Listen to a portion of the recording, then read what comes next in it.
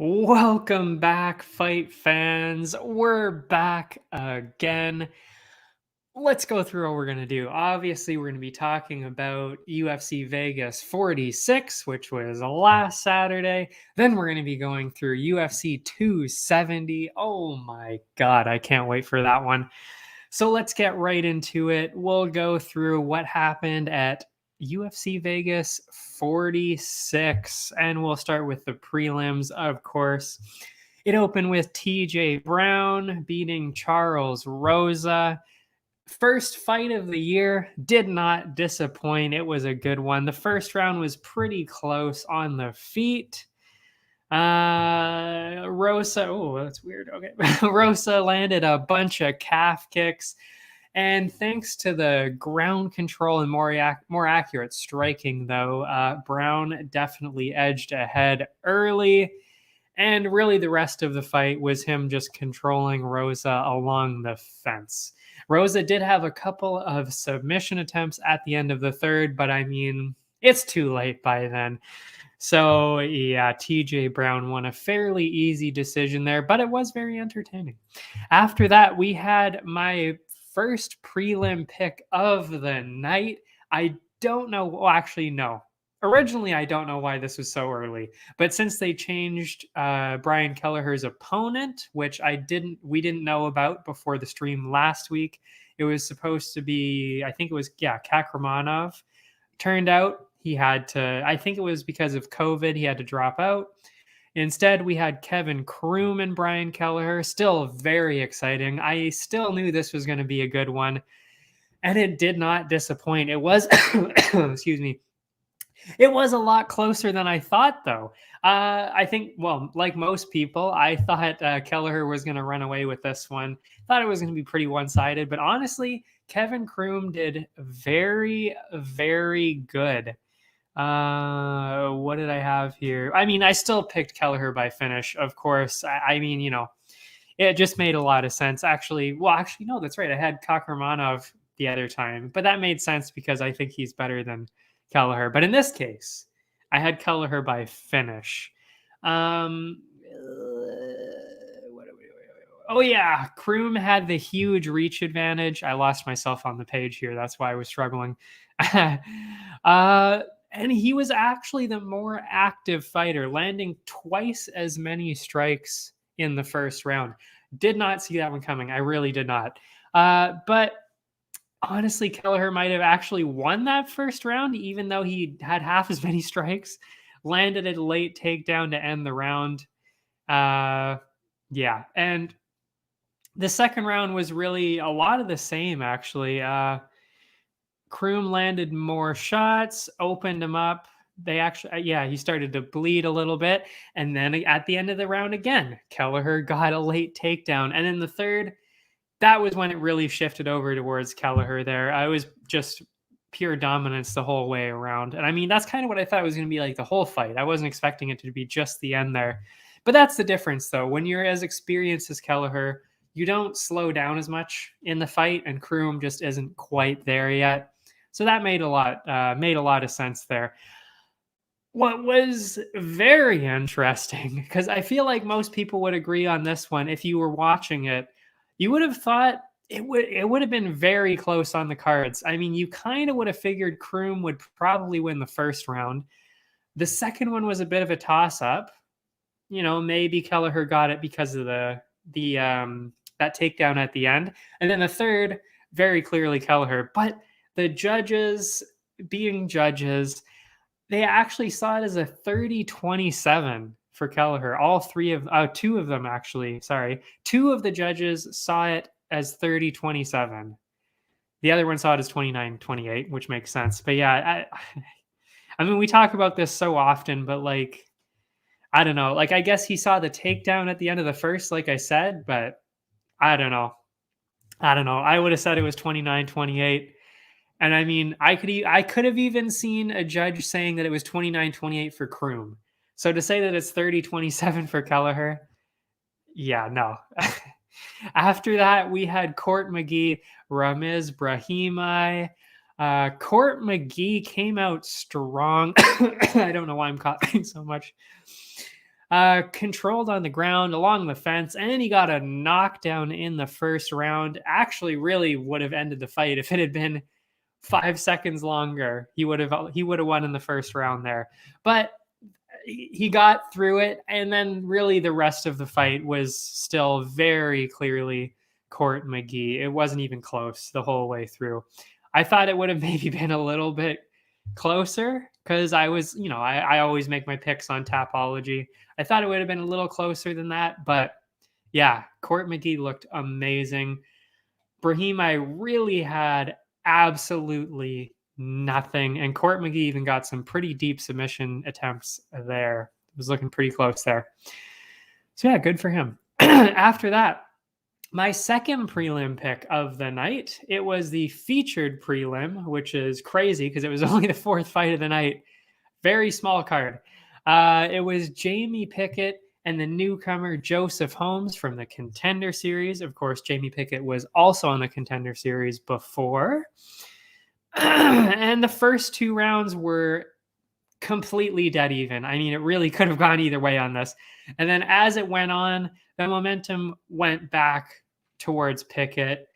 It could have been something similar, like I said, to what I said with Kroom and Kelleher. It's that extra little bit of training, extra little bit of experience. As the fight goes on, the more experienced person is going to tire out less. And I think that's kind of what we saw here. So Holmes began to tire out, get slower, and he ended up finding himself along the fence quite a bit. And although it wasn't really the most dominant performance, it seemed pretty clear that Pickett won 29-28, maybe even 30-27. I can't remember what the judges had on this. I didn't write it down, but I'm pretty sure. I think they did say it was 30-27, and that was Jamie Pickett winning that one. But I guess, yeah, because I had Holmes by finish. That was my prediction. I should have said that. I should have said that to lead up, but that was my prediction. Holmes was going to win that one because Pickett's really had a hard time recently. But I guess it was really that extra experience that came in. After that, it was the main card: Joe Anderson, Brito, and Bill Algeo. 2 very new UFC people. I was kind of excited for this one, actually. I was picking Brito because of how good he looked on the Contender Series. Even though his eye pokes were disgusting on the Contender Series, I did think that he looked so good that I figured he would probably get the decision here.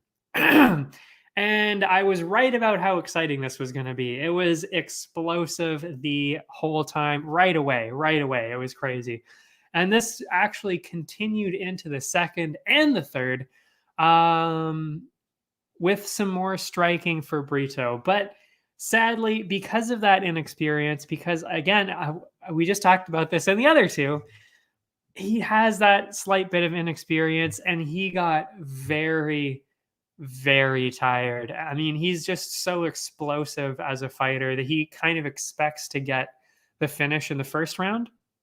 That's just kind of how he fights. And you see this a lot with newer fighters. They're so used to getting the win in the first round or 2 that they tire themselves out. And then when they don't get the finish, they're screwed for the rest of the fight. And that's exactly what happened here. And yeah, it's too bad for him. He was just so slow. What was I going to say? And then really what ended up happening was Algeo stole the win away from him, really, by getting the last 2 minutes in each round. And again, that was because Brito was just trying to get the finish a little too hard in the first parts of each round. So then, yeah, Algeo won the decision. But I will say, Brito did look very good. He just needs to kind of tune up, kind of make his strategy a little bit better, I guess. He needs to pick out when he's going to turn it on, at a better time, really.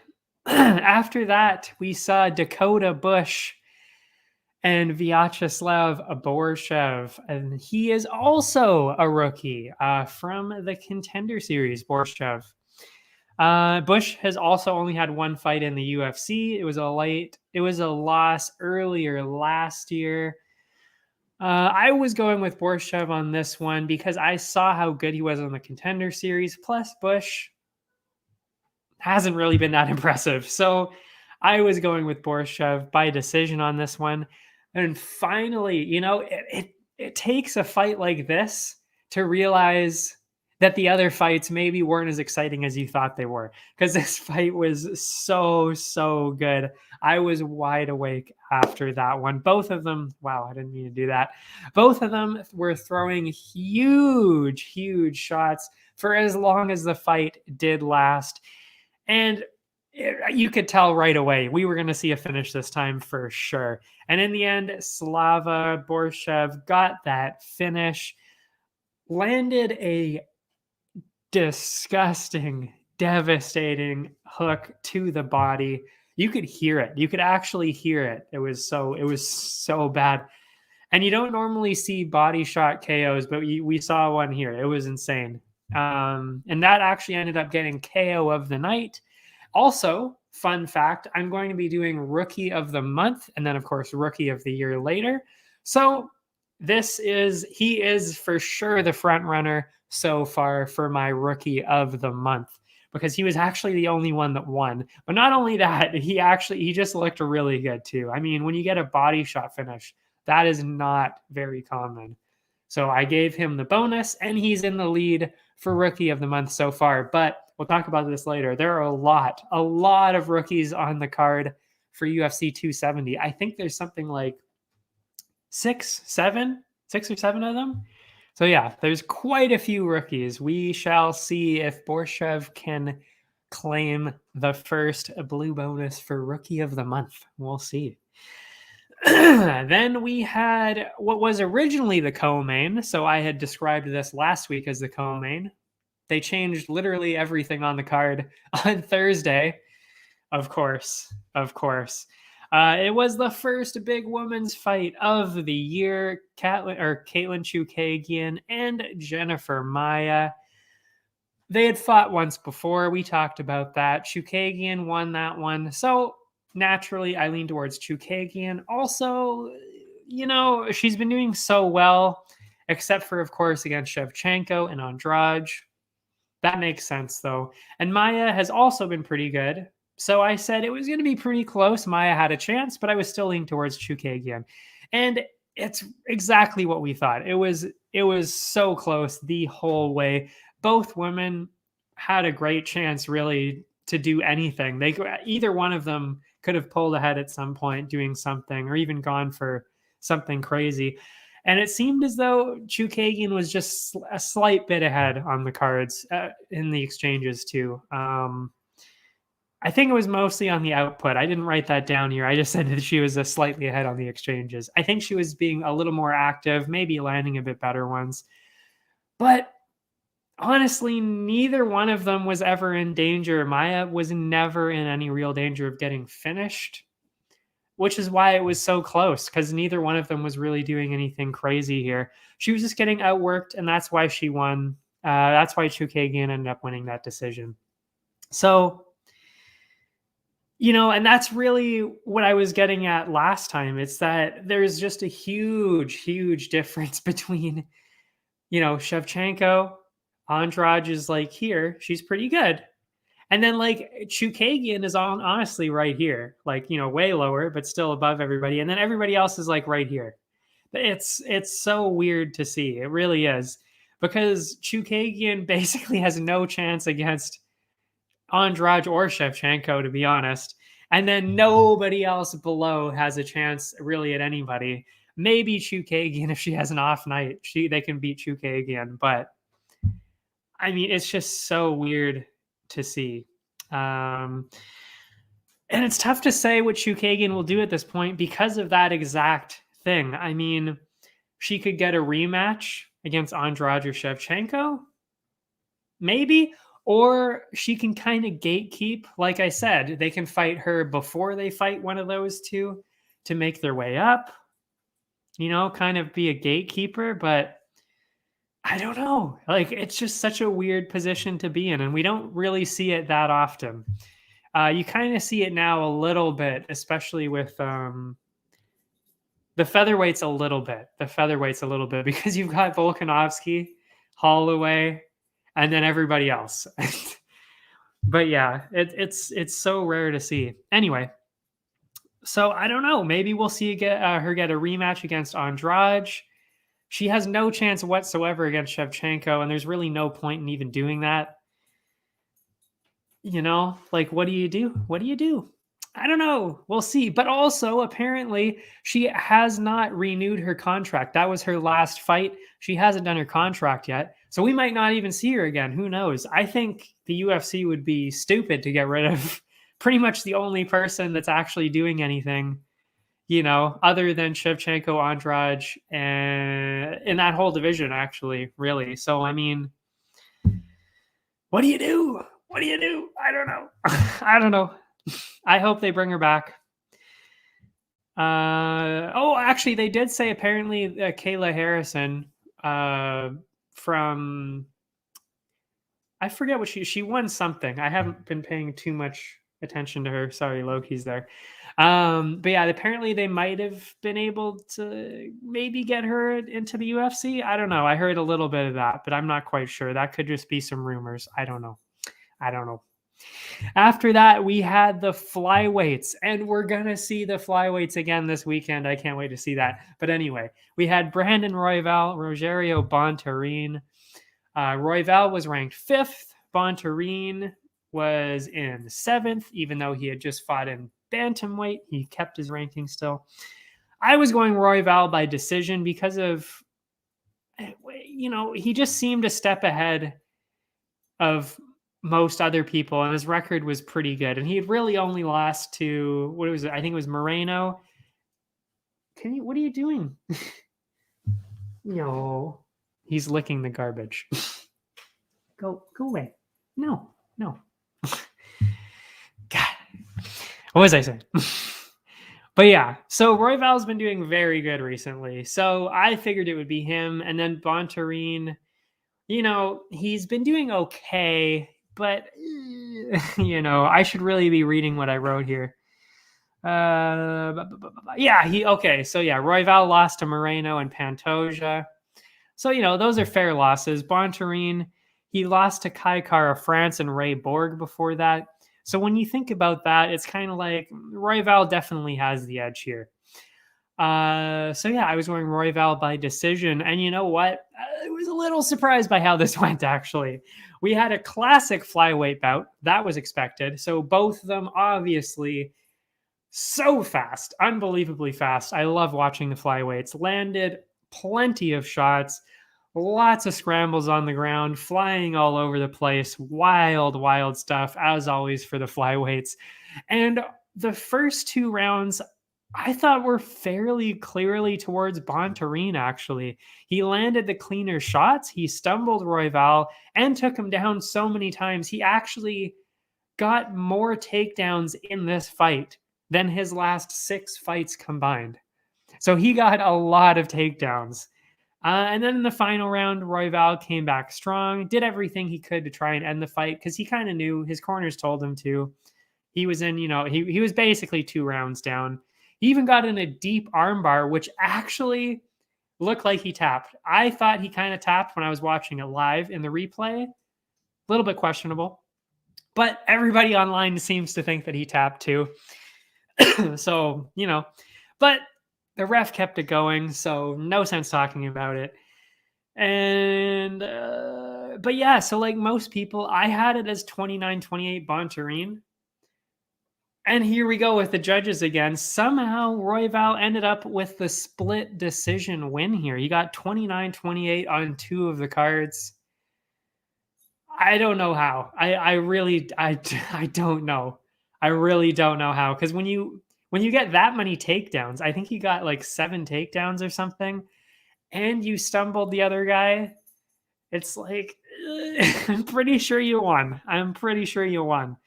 Except for, like I said, maybe the 3rd round. But the other 2, I don't know. Like, I don't know. It was, yeah, I just hate seeing stuff like that. And it was weird. I mean, I was happy. My pick won. Royval won.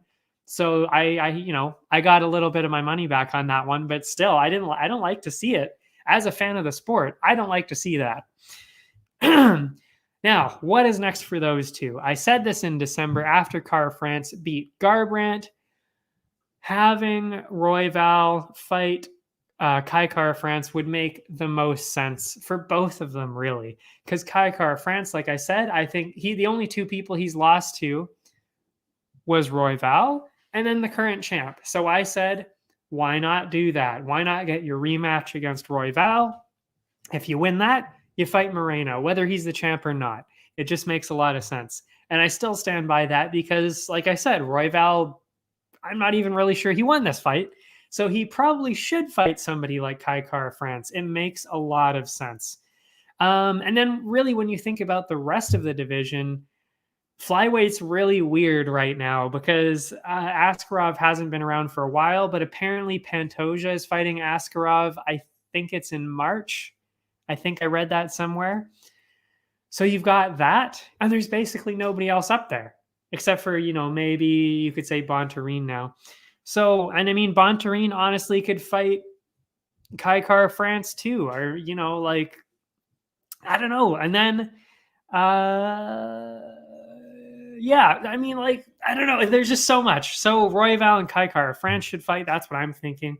And then the winner of that, like I said, would either get Brandon Moreno or, the title shot, or they should be in line for the title shot after the winner of Pantoja and Askarov, because Pantoja has looked very, very good. He's also, I believe, the number 2 contender. No, the number 3 contender, because I think Askarov is actually the number 2 contender, even though he hasn't fought recently, in quite a while, actually.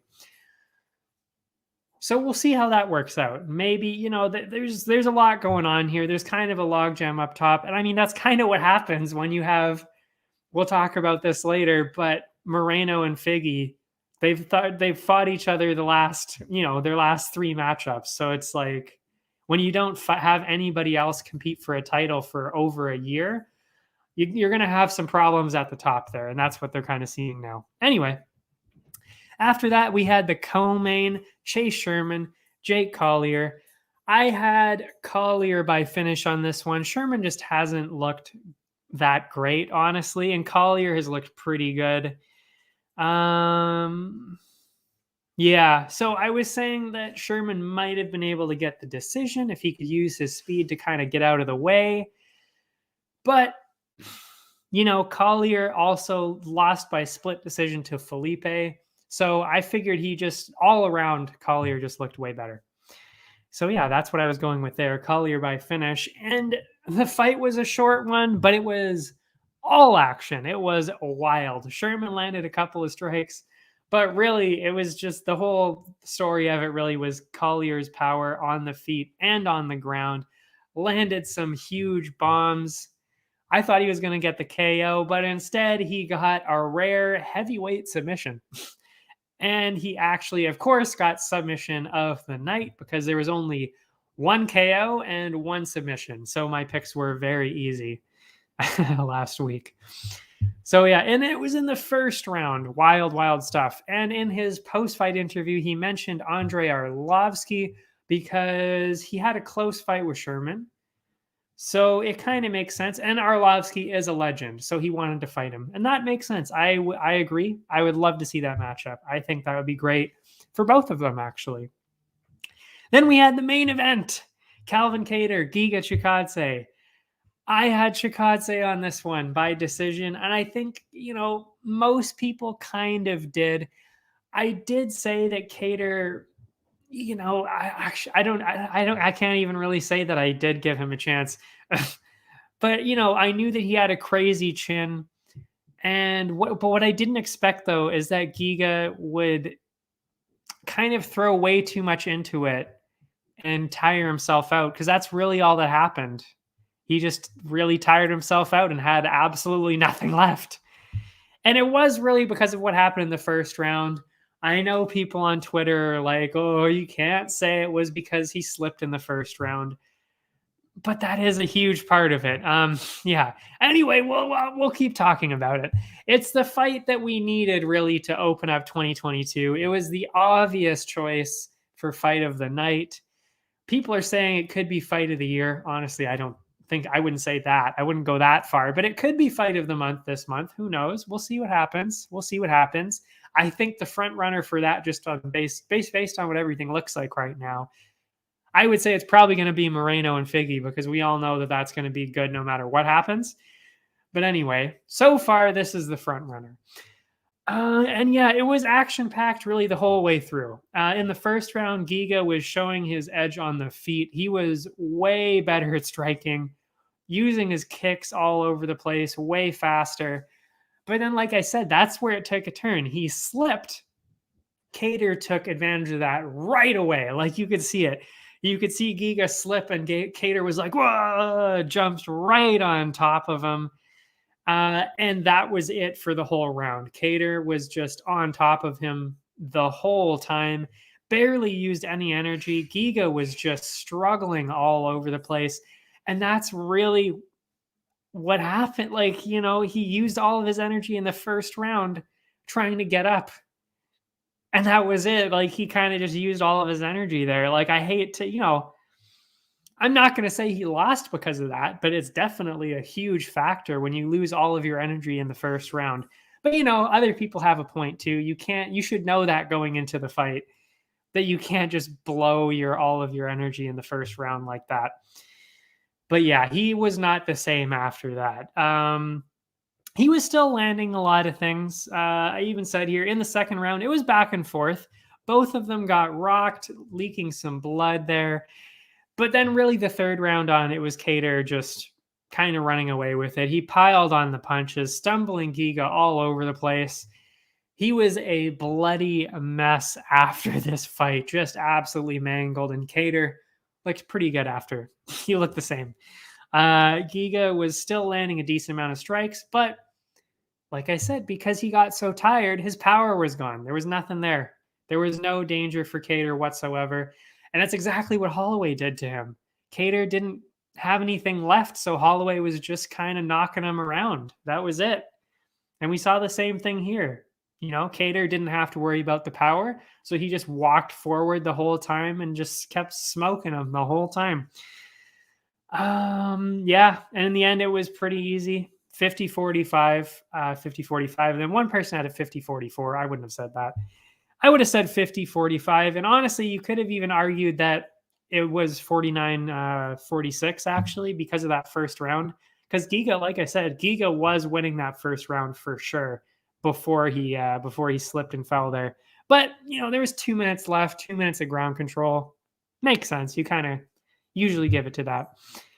Anyway, so yeah, Calvin Kattar won an easy decision. Most of us did not see that one coming. I definitely did not. But he looked very good. Featherweight, completely jammed up top. I just talked about that, really. There's Volkanovski, and he'll probably be fighting the Korean Zombie next. That seems to be what they've been saying, which is good. I like that. I like that. Ortega probably won't be fighting for a little while after that, after his title shot loss. You know, when you get beat up that bad, you take a little while off. It was pretty bad. And then Emmett is fresh off a win. Rodriguez, Yair, looked very, very good against Holloway. So keeping all that in mind, it would actually make sense for Kattar to fight Yair. And then the winner might get the next title shot. And that makes a lot of sense.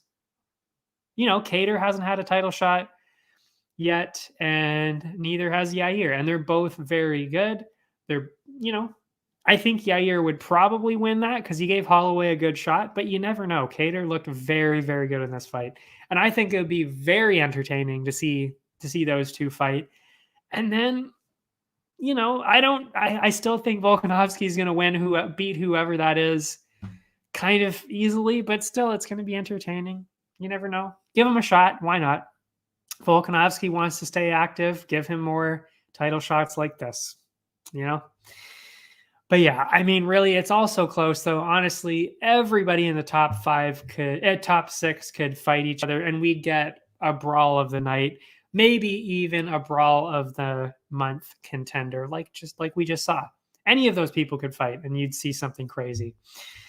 And the bonuses, like I said, it was Borshev for the KO of the night, that body shot. Sub of the night, Collier, being that he's a heavyweight. Also, like I said, 1 KO, 1 sub. That's all we saw. So it was pretty easy. Brawl of the night, very easy choice. Cater, Chikadze. And my most valuable fighter was Calvin Cater. Because when you get beat up like that by Holloway a year ago, he hasn't fought since then. This is how much better could you look coming back when you're fighting somebody that everybody thinks is going to win again, and who's he's 7-0 in the UFC. Giga was before this, so he was looking really good, and he made Barboza look terrible. So, and that's really hard to do. Nobody does that to Barboza. So, to do that and then dominate Giga like that, easy choice for most valuable fighter. So, before we move on to UFC 270, we will have a quick 30-second break, and then we'll be back talking about the first pay-per-view of the year. I can't wait. It's going to be so good. I will see you after this. Allow me to introduce High Stick Vodka, a new way to celebrate victory. Gather around the glass with an award-winning, ultra-premium Canadian-made vodka. You probably won't listen when I say High Stick Vodka has a smooth, hard-hitting taste, or that it's developed in the birthplace of hockey. You won't listen when I say High Stick Vodka is a tribute to the game of hockey, or when I tell you it's distilled 4 times using Canada's purest mountain spring water to provide an authentic, remarkable flavor. But maybe you will listen when I say it comes in a f***ing hockey stick. Showcase your passion for hockey with our limited edition hand-blown hockey stick bottle. Whether you're celebrating victory or drinking to defeat, High Stick Vodka is better after every shot. Visit us at highstickvodka.com. It also comes in this regular bottle. Celebrate victory. Drink responsibly.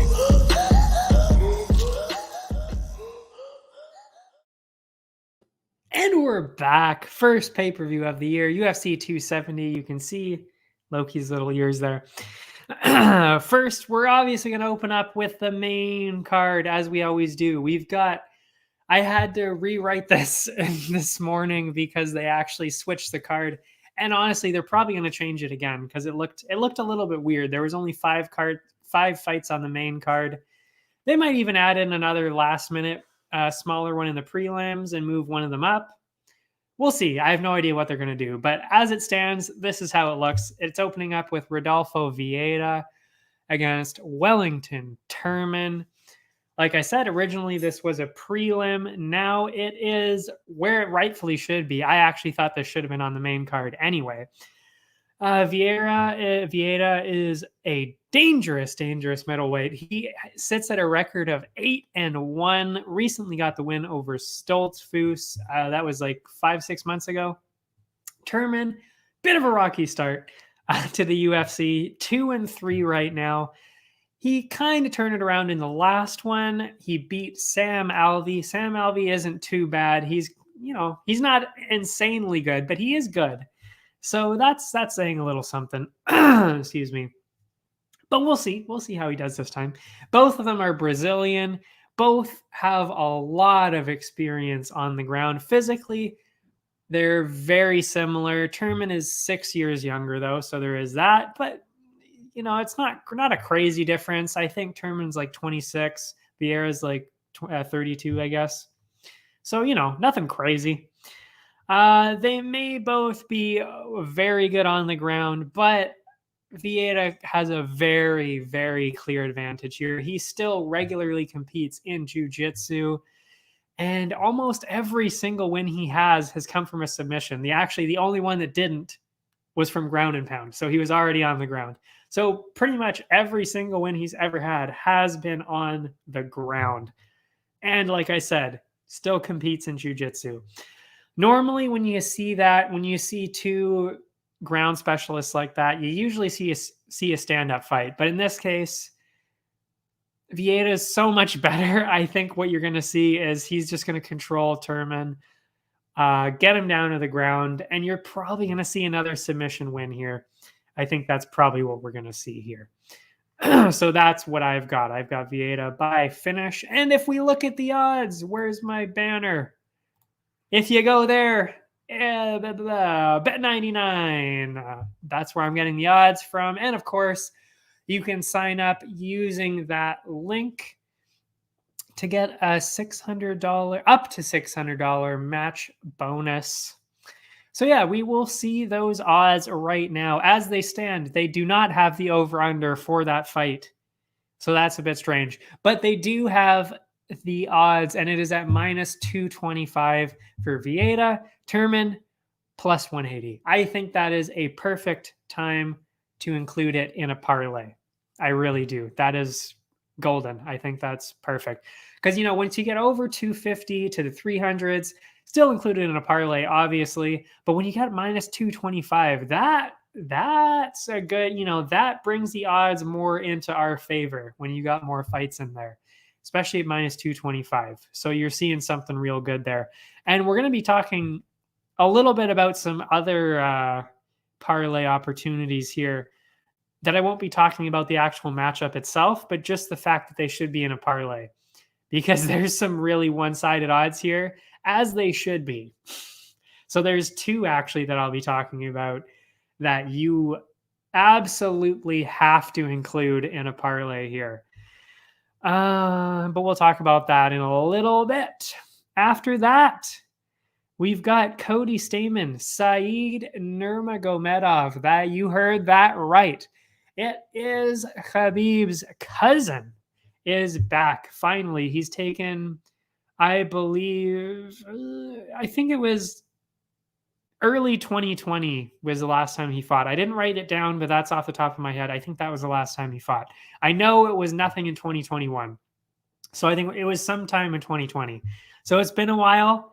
I don't even know if I've actually seen him fight, but I've seen the results. They speak for themselves. Anyway, so a very interesting matchup here. Obviously, like I said, we've got Khabib's Dagestani cousin, of course, Said against Cody Stamann. And Cody Stamann actually just recently fell out of the rankings.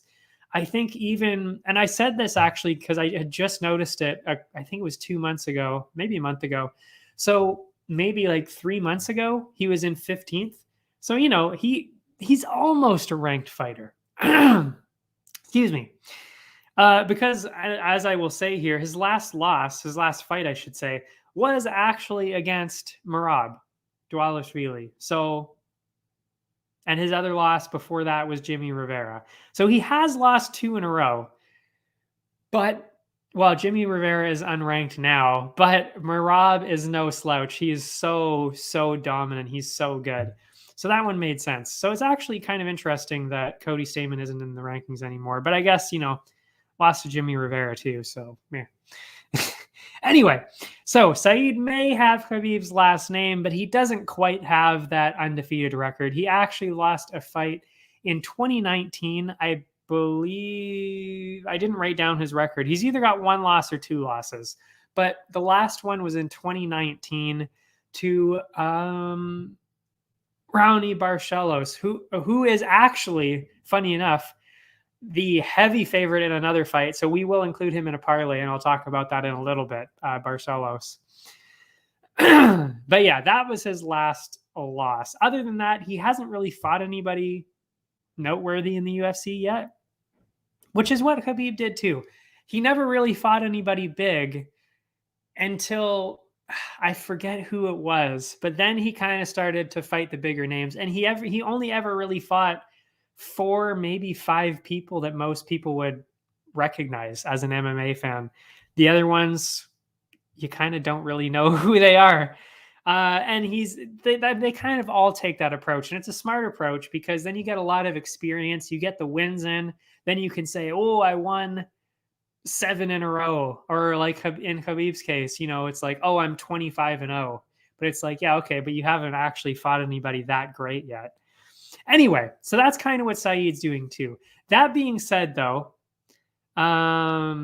so people are kind of leaning heavily towards Said, and I am going to lean that way too, I will say, but I don't think it's as heavily. I think it's a lot closer than a lot of people think. People are kind of, taking that name and saying, oh, he's related to Khabib. Obviously, he's going to get the win. He's also a Dagestani wrestler.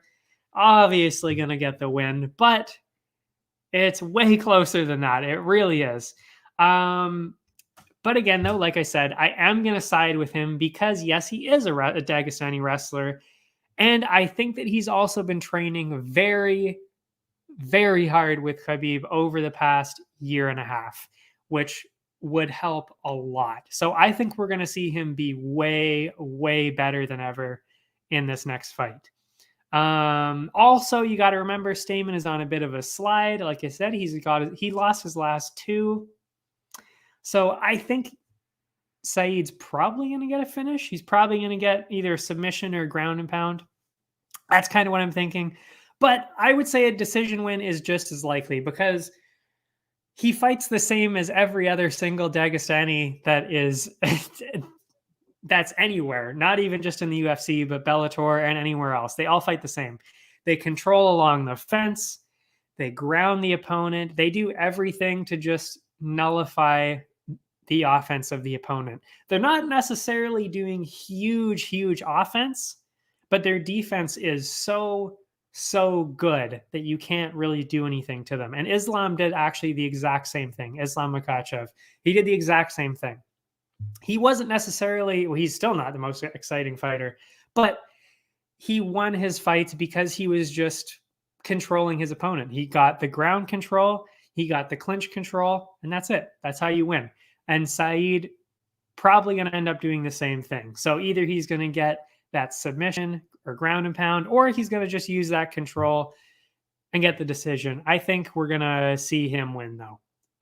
And also, very effective style of fighting because he has a 5-inch reach advantage here. You know, it's effective when you're the shorter person too, but when you have a reach advantage as well, then it's really effective.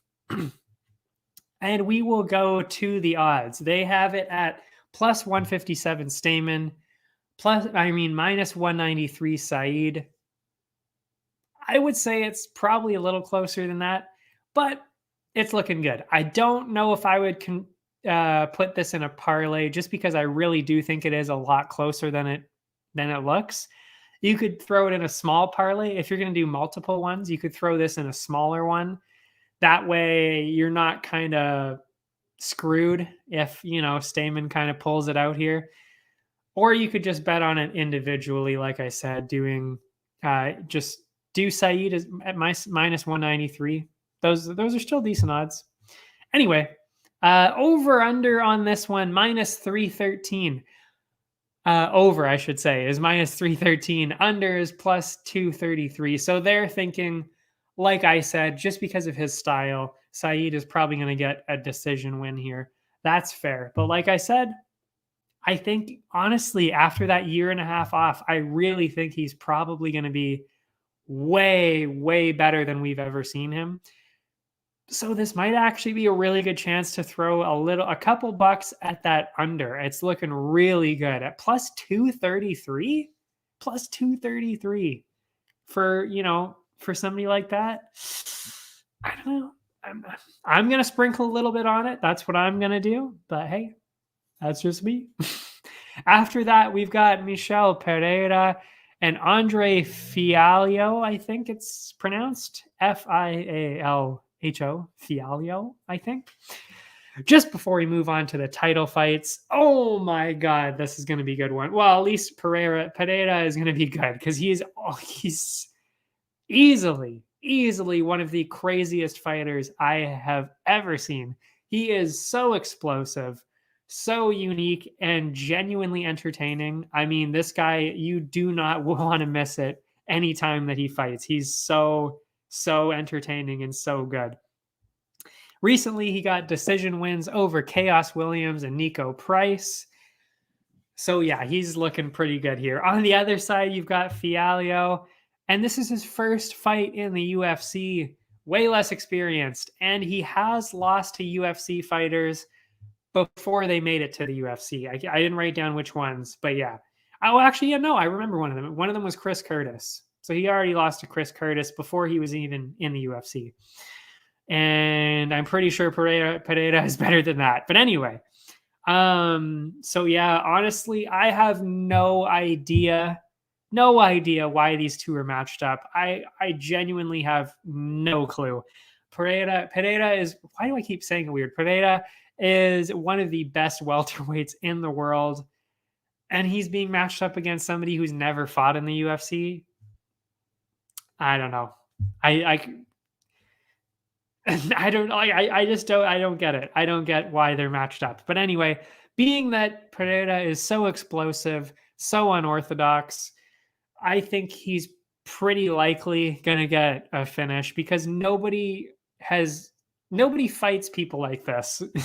And they always say that as soon as they fight him, they're like, I've never seen anybody fight like this. He's so unpredictable, so unorthodox, and so powerful that especially with somebody this inexperienced, you're probably seeing a finish. So that's what I've got for this one. And if you look at the odds, you're seeing basically that. You've got Pereira minus 286. Makes sense. Throw that in a parlay, of course. I'm honestly pretty surprised that this isn't way higher. Like, I really thought this was going to be in the minus 300, maybe even minus 400 range. I mean, maybe they've got it that way because I did see that Fialho has a lot of first round finishes recently, but you got to remember, it's not in the UFC. Like, he's got first round finishes, yes, but they're not against the same level of competition at all. And you're fighting somebody who's actually Pereira should be ranked right now, really. So, you know, you're talking about two very different things here. Yeah. So I think the odds should be way higher on this one. So definitely throw this in a parlay. It's looking perfect for that. As for the over is plus 120. The under is minus 155. Those are still great to throw at the under because I don't think we're seeing a decision here. So yeah, throw a couple bucks on the under at minus 155. That's looking great. Man, the odds this week are looking so good for everybody. I love it. Anyway, moving on to the first title fight of the night. It's the co-main event, the flyweight title fight. Brandon Moreno, Davison Figueiredo, the trilogy fight. Who knows? We might even see the quadrilogy, which we don't normally see. But because of what happened the first time, it is certainly plausible. There's no reason to talk about anybody else other than these two in this scenario because they've only fought each other for the past year and a half. So in the first one, we saw the majority draw. So Figgy won. He did not win his belt. I should say that. He retained his belt because you can't win/defend your belt on a draw. Just putting that out there. Then in the rematch, we saw Moreno become the first ever Mexican UFC champion, submitted Figueiredo in the third round. And you know what? We could see this matchup. Seriously, I'm not even kidding. You could see this every month and it would be still just as fresh, just as entertaining, just as unpredictable, really, because these two are so good and so even. It's crazy. I mean, it's so good. So I can't wait for this. But that being said, that makes it very hard to say what's going to happen here. What was I going to say? Yeah, they've only fought each other for the past 13 months. Obviously, you got to give the edge to the person who won the last fight, and that was Moreno. So he also looked great in the first matchup, but, and I've said this before because I said this last time. Actually, no, I wouldn't have said this last time because I didn't have a show back then, but I would have said this. You can't count Figgy out. He is so crazy. I mean, like I wrote here, I will read what I said. He is the most fearsome, dangerous, ruthless fighters in any combat sport. And I do seriously mean that. I'm not trying to just hype this fight up. He is so insanely intense. I mean, just every time I see a picture of this guy, it's so crazy. He is the most shredded person I have ever seen in my life. And he has the most intense mindset. It's so crazy to see. There's a reason they call him the God of War. Deus de Guerra, of course, it's in Portuguese. But if you translate that, God of War, and it totally makes sense. I mean, he is so scary. I would never want to fight this guy. I would be scared shitless if I was Moreno, seriously. And he even said, to make it even scarier, as if he wasn't even scary enough, he literally says he wants to kill the traitor Moreno this week. Word for word, that is exactly what he said. Because apparently Figgy's been training with Cejudo and John Jones. Wild training sesh, I would imagine. 3 absolute monsters. Like, they do not care at all what happens to anybody. They're so savage. They're so crazy. I can't even imagine being with the 3 of them. But anyway, and Moreno had left that gym to go to a different gym. So Moreno is a traitor apparently, and Figgy wants to literally kill him. So, well, not literally, but he's saying it to hype it up. And honestly, I'd be scared, because especially if you saw what he did to Benavidez there, that was scary. That was genuinely the scariest submission I've ever seen in my life. Literally arching Benavidez's back. Looked like he was going to crack his neck in half. It was the craziest thing I have ever seen. If you haven't seen that submission, look it up. It's terrifying. And that is exactly what I mean by Figueiredo. He will not stop until he is literally pulled off of you. Anyway, that being said, though, again, I'm siding with Moreno because he won the last one and he's looked very, very good. But do not count Figgy out. And you know what? I saw the picture. He honestly looks even more shredded than he did before, which I didn't even think was possible. So he's seriously, and he is mad and hungry because he lost the last one. So I would be terrified. He's coming back with a vengeance. He has a very good chance, I will say. But you got to give the edge to the one who won the last time. And if you go towards the odds, minus 180 for Moreno, a little high. Figgy at plus 145. Actually, you know what? Minus 180 isn't that crazy. But yeah, I'm going with Moreno just because, like I said, I think he's got the slight edge. But you know what? If you want to play the odds, if you think, like I said, that Figgy's coming in real hungry, real hard, looking absolutely amazing, and he's going to take his belt back, and you want to throw a couple bucks at the underdog here, that's fine. That's totally fine. I might even, I don't know if I'm going to do it, but I totally see the logic here. Just play the odds and throw a couple bucks at Figgy. I totally see it.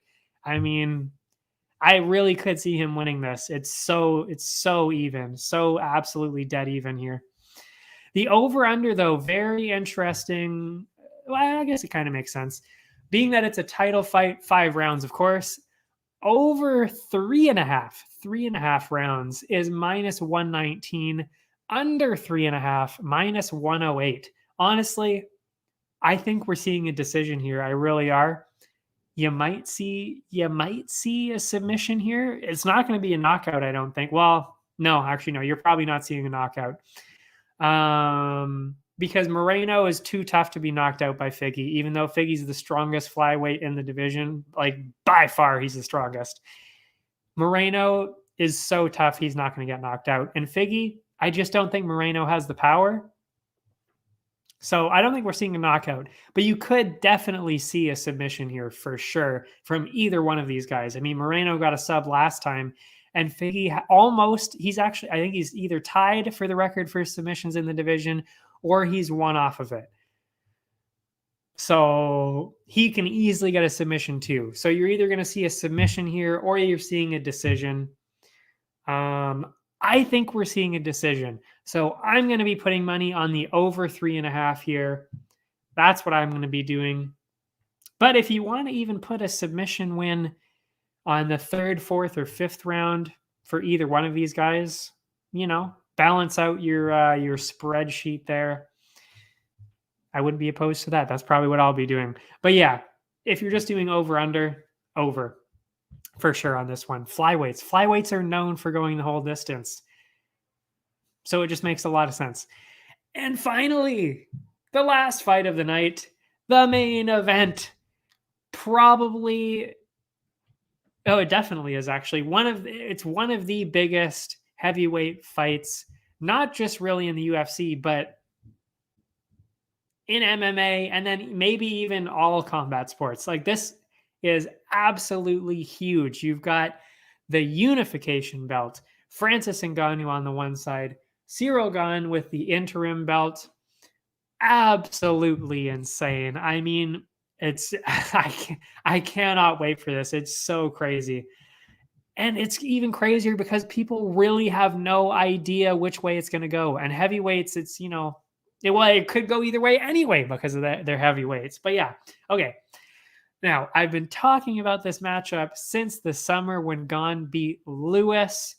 And it's the same situation we've seen so many times. So I'm going to say the exact same thing. You've got the power puncher on one side. You've got the well-rounded fighter on the other side. And we're talking about heavyweights here. It's the same thing. The same thing for all heavyweights, really.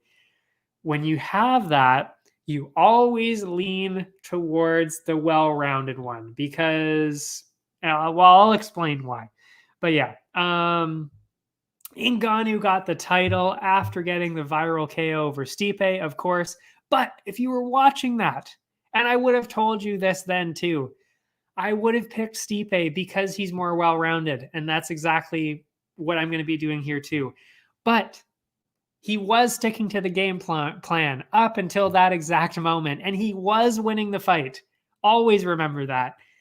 And he only lost because he stumbled Francis, thought he had something, got excited, and then got absolutely smashed by Francis because he jumped in too fast. And that's all you have to do to lose. That's what power punchers do. You make one mistake, that's it. And Stipe got slept after he made that mistake, really. But the difference between Stipe and Gane is way more patient. He's executed literally this exact plan in every single one of his fights last year. Last year alone, he fought 3 times and he beat 3 KO artists. He beat Rosenstrike. He beat Volkov. He beat Lewis, who has the most KOs in the UFC. So he's going to do the same thing. He did the exact same thing in all of them. He kept them at a distance, nullified their offense. And then when he got in closer, he would push them in the clinch, sometimes get a takedown in there, but mostly it was in the clinch or along the fence, nullify the punches there, and they have nothing. That's it. He might get jabbed a couple times, but that's it. And he's won every single round. I even read this somewhere. He's only lost 1 round in his entire 7-fight UFC career. And that was on 1 judge's card. Every single other round he has won. And it is for that exact reason. Because he's so patient and so smart. And he's very quick and very skilled. And that is exactly why I believe he's going to be doing the exact same thing. He's been doing it the whole time. He's going to do it again. What was I saying here? Yeah, I really think that this is going to start the title reign of seriously. And I don't mean this again just to hype it up. And I don't even just mean this because recency bias or whatever. But seriously, Cyril Gane is one of the best heavyweights that has ever lived in MMA. For sure. Like, if you see the other ones, they're all huge power punchers. They get their wins by KOs. Stipe is, again, another exception to the heavyweights. He's too well-rounded for most heavyweights. He's too good at that. So, which is why I would say, Stipe, easily the GOAT of the heavyweight division. Not even close.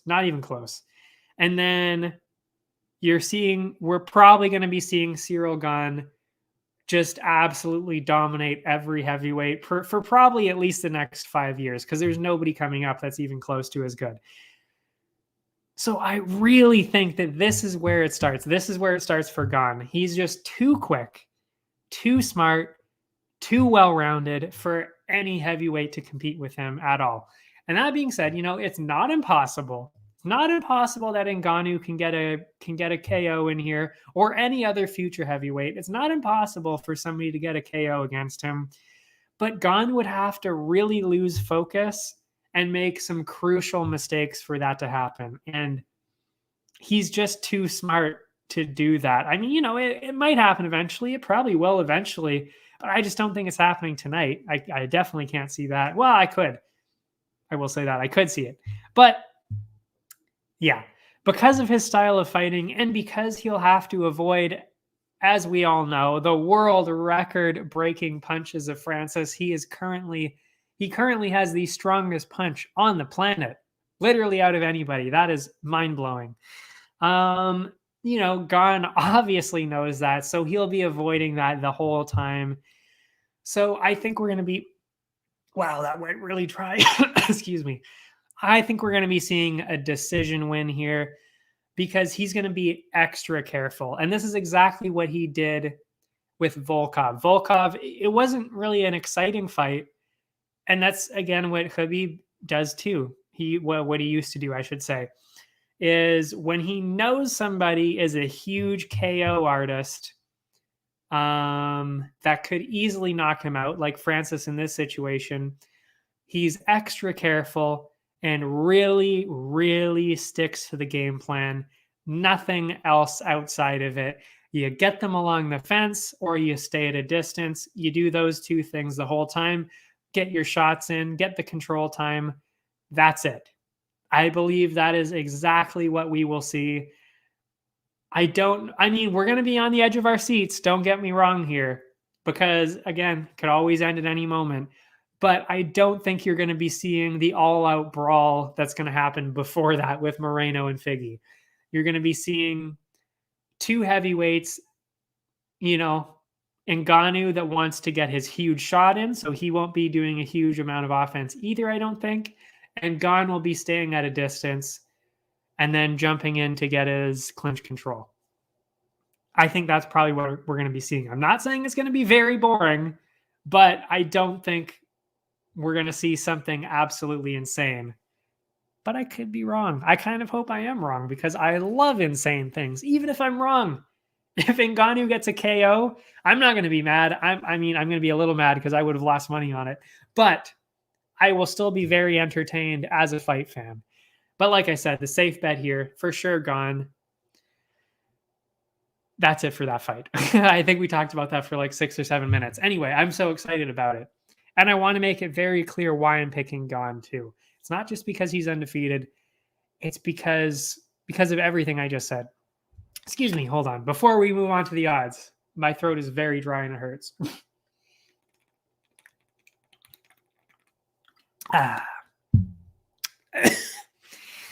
So, what are the odds? Plus 122 for Ngannou, minus 150 for Cyril Gane. Honestly, I think that is exactly where it should be. I don't think it should be any higher for Gane. And I definitely don't think it should be swinging in favor of Ngannou. This is exactly where it should be, I would say. So, if you think Ngannou is going to land a lucky shot in there somewhere within the 5 rounds, certainly plausible. Definitely reasonable to throw a couple bucks on that. But I think the safer bet here, minus 150 at Gane. Those are still great odds. Definitely don't throw that in a parlay for sure. Do not do that. Do not do that. You could have ruined a whole night's parlay just by picking that one. So don't do that. But very good on to bet on individually, or even do, a bet a system or a single fight parlay. Excuse me. Wow. I don't know what's going on with me. Anyway, the over-under on this, very interesting. I guess because it's heavyweight, makes sense. But over-under 2.5 rounds this time. Plus 100 for over 2.5. Minus 128 for under 2.5. This is an absolute steal for you guys. Seriously, I'm putting definitely some money on the over 2.5 here. I mean, like I said, Cyril is undefeated. Do you think I don't think he's going to get knocked out in the first two, that's for sure. Or the first 3 rounds, I should say. If anything, he's going to do what Stipe did, like I said, which is where he controls the whole fight. And then he might, as he gets more tired, get rocked in the 3rd, 4th round, somewhere along there. So to say over 2.5 here, plus 100, definitely take that. Definitely 100% take that. Plus 100 over 2.5. I'm definitely taking that. And that's it for the main card here. I do have 2 prelims that I want to talk about real quick here. They are the first one, the opening prelim of the night so far. That's how it's set up anyway. My favorite women's fighter, one of my favorites anyway, Kay Hansen, definitely top 3 favorite fighters. Kay Hansen, I just like her on social media, honestly. She's so cool. She's got 3 dogs. She's really nice, really cool. She even paints. Anyway, that's beside the point. A huge fan of Kay Hansen. Anyway, she's fighting against Jasmine Jasudavicius. That is her first fight in the UFC. Kay Hansen has fought here twice. What was I going to say here? Moving on. Jasudavicius won her last fight just a few months ago on the Contender Series. She got a decision win there. As for Hansen, she has had 2 fights in the UFC so far. She got a great submission win over Jin Yu Frey, and then lost a very, very close decision to Corey McKenna. And honestly, a lot of people thought that Kay Hansen won that one, and I'm kind of with them on that. And I'm not just being biased. I think that she won 2 of those rounds for sure. It was very close, but when I saw it, I was like, I think Kay won that one. But anyway, so she's doing very well here. Also, she is still very, very young. And because I follow her on social media, I know a couple of background things too. She's been training absolutely nonstop since her last fight. She hasn't fought in around 1.5 years. She hasn't stopped training since then. And not only that, she has switched to a much healthier diet. She wasn't doing her weight cuts properly before, and that kind of affected her fighting, which is, again, is crazy to say because she really, she won her first one, and she really I think she won her second one too. So to say that she wasn't even really doing that well before health-wise, now she's going to be so much better, and which is why she's moved up the weight class. Yeah. So yeah, she's got the new healthy diet. She's been training a lot. She's more experienced. There's just so much going in favor of Kay Hansen here. I think she's a very clear choice for this one. And she's 10 years younger than Jasmine. 10 years younger. So, that's a huge margin at any rate. 5 years is a bit of a difference when you're talking about 25 and 30, but 35, 40, they're not much of a difference. But when you're talking about 10 years, that is huge at any point. So that's crazy. And then you're really talking about stamina at that point and power as well. And Kay is also already known for having great stamina. So I think it was a very clear choice here. That being said, Jasmine is tough. So Kay will have a pretty hard time getting a finish here. She might be able to use her ground skills. She's amazing on the ground. To maybe get a submission. But I'm really thinking she's going to get a decision here. She's going to use those ground skills, get some control time, use that extra speed, use that extra stamina to get a decision win here. And if you look at the odds, they are in favor of Hansen as well. Minus 234 for Hansen. Jasudavicius is at plus 185. I would throw that in a parlay. That's a great looking parlay. And I even gave you the insider info from a longtime follower of Kay Hansen. There you go. So you're welcome there. Benefit of being a huge fan. And then the over-under here. You've got over 2.5 at minus 275, under 2.5 plus 200. That's totally fair. I mean, like I said, Jasmine's very tough.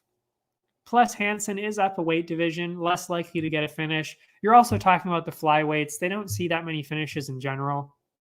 So decision makes a lot of sense here. You could even throw that in a parlay, really. But yeah, I'm excited for that one. I'm excited. And it's the first fight of the night. Look at that. Show up early, folks. Don't miss the early ones. It's going to be good. Then the other prelim I want to talk about is our Canadian friend, one of the best Canadian UFC fighters currently. You've got Ilia Topuria. I think he's from Spain, I want to say. And Charles Jourdain. We just saw him. When was it? I wrote it down too.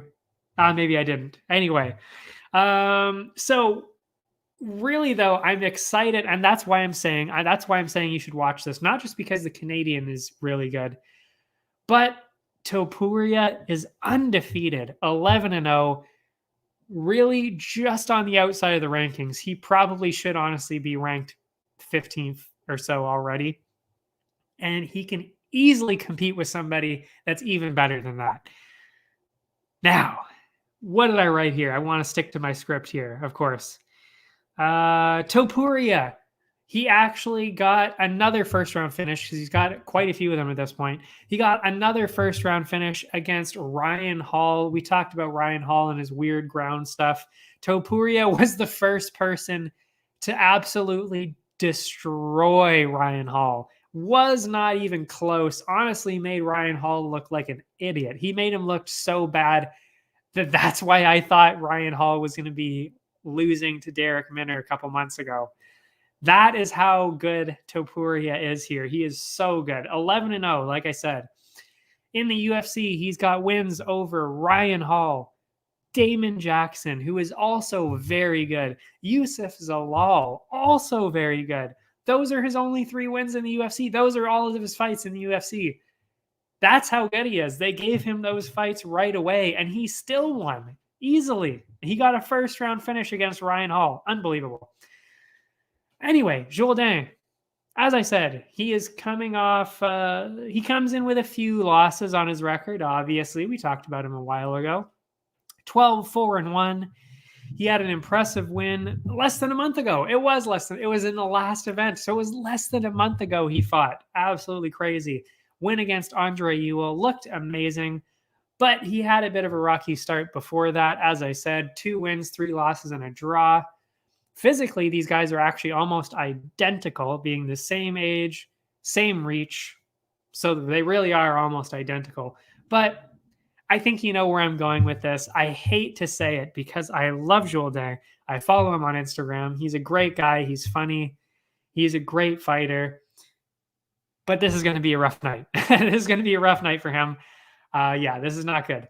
Topuria is just on a whole other level. Like, it's not even close. He is so skilled, so powerful. Really, as I mentioned, he could be fighting somebody in the top 15. I think he's not fighting somebody in the top 15, either because nobody wants to fight him or because he wants to be more active. So he's fighting Jourdain here. But really, he could fight somebody in the top 15, maybe even the top 10, and not just compete, but have a very good chance of winning. I'm not saying that he's like Khamzat level, Chimaev level, but he's definitely in that realm where, you know, Usman had this too. Chimaev had this too, where people don't want to fight them because they're too good. They're so good that you know you're going to have a really hard time, and you know you're probably going to lose, so the top people don't want to fight them. That is exactly what Topuria is having here. So, very clear choice here. Topuria by finish. I don't think we're going to see a first rounder here. I don't think we're going to see a first round finish because Jourdain is very, very tough. So I think we're going to be seeing it in the second, maybe even the third, really. And if Jourdain really pushes himself, we could see a decision here. But it's going to be, it's so one-sided. I mean, I can't wait to see it because it's the featured prelim. It's going to be so exciting to see. And it's going to be an absolute bloodbath. I can already see it happening. Like, it's because neither one of these guys, like, they're both stand-up fighters. They're going to be just beating the absolute shit out of each other. It's going to be amazing to watch, but I think it's going to be very one-sided, and I hate to see that for my fellow Canadian Jourdain. That being said, we look at the odds. They are very one-sided, the most one-sided of the night for the exact reasons that I just said. Minus 567 for Topuria. Jourdain plus 400. Yeah, I mean, this is the most obvious choice to include in your parlay. You could include this in any bet that you do, really, because you're not going to lose this one. I mean, you know, I said that about Nunes, so I can be wrong about that. But this is a very good, this is almost, well, not, could be that kind of level of a mismatch. Anyway, yeah. So yeah, you definitely include this in a parlay. And we'll talk about other parlays after I finish talking about this one. You've got the over-under on this one. Over 1.5 rounds, minus 115. Under 1.5, minus 112. And I totally see why it's at that exact one. Because again, Topuria, they're thinking, you know, Topuria gets another first round finish. Makes sense. Also, he's heavily favored to get a finish even. So 1.5 rounds makes a lot of sense.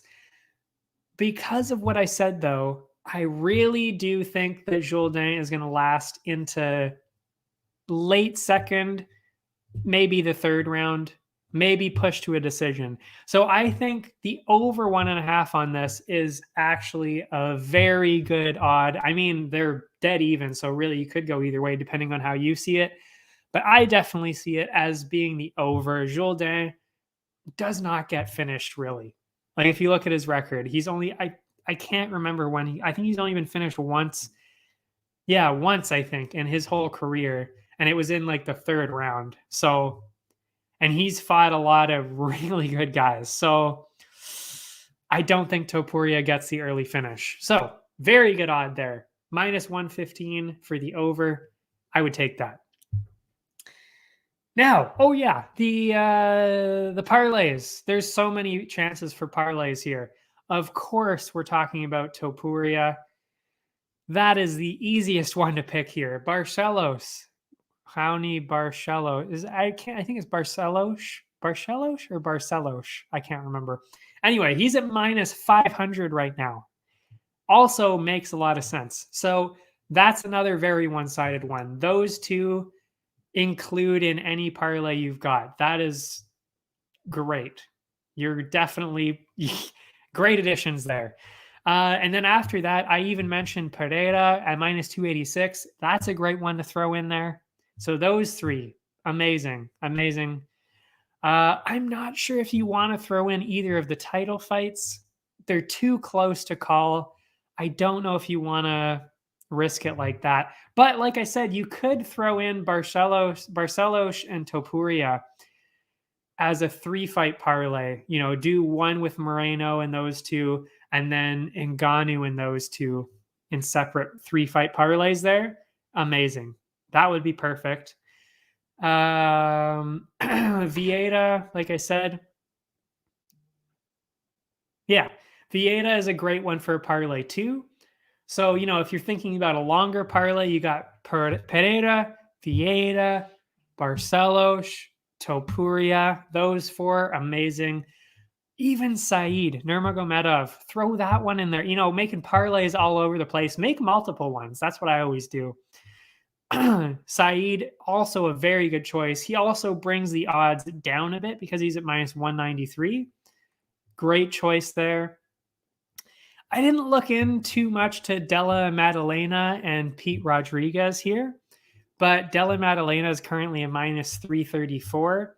Like I said, I didn't hugely look into that, so I know I went for Della Maddalena, of course, but I would maybe stay away from that in the parlay because I didn't hugely research that one. Gravely, minus 250 over Simon Oliveira. That one kind of made sense, but it was a little closer, so I'm not sure if I would want to throw that in a parlay either. What else do they have here? Oh, and then Kay Hansen. Kay Hansen at minus 234. Great choice to put her in a parlay as well. Parlays all over the place. It'll be in the article that I post, which will be tomorrow, Thursday, of course. Yeah, there's a lot of parlays here. I'm going to be making quite a few of them. I'll probably do 5 or 6 different parlays. I always do something like that. And I usually get some money. Well, actually, I always get at least a couple of the parlays right. So yeah, we're looking good here for the parlays. Amazing. And yeah, that is it. My goodness. It was a long one today. We kind of expected that, though. It's going to be a crazy night. I seriously cannot wait to see this. It's going to be so good. But anyway, before we go, of course, if you want to see any of the other sports, the Area 51 network has pretty much all of them. I am the MMA guy here, the UFC guy for the most part. Excuse me. All of my socials and stuff are linked, below if you want to check those out. I'm on Twitter, Instagram, YouTube. I have 5 different YouTube channels, actually, but that's beside the point. Anyway, I can't wait. I will see you back next week. There is no UFC after this on the next Saturday, but we are going to be talking about Unified MMA. I was trying to remember if it was BFL or Unified MMA. We won't be talking about it next week because it happens next Friday, but the week after that, I will be talking about Unified MMA. Next week, of course, we'll just be debriefing what happened this weekend at UFC 270. So I will see you next week after this crazy event happens. I cannot wait. It's going to be so good. I will see you then.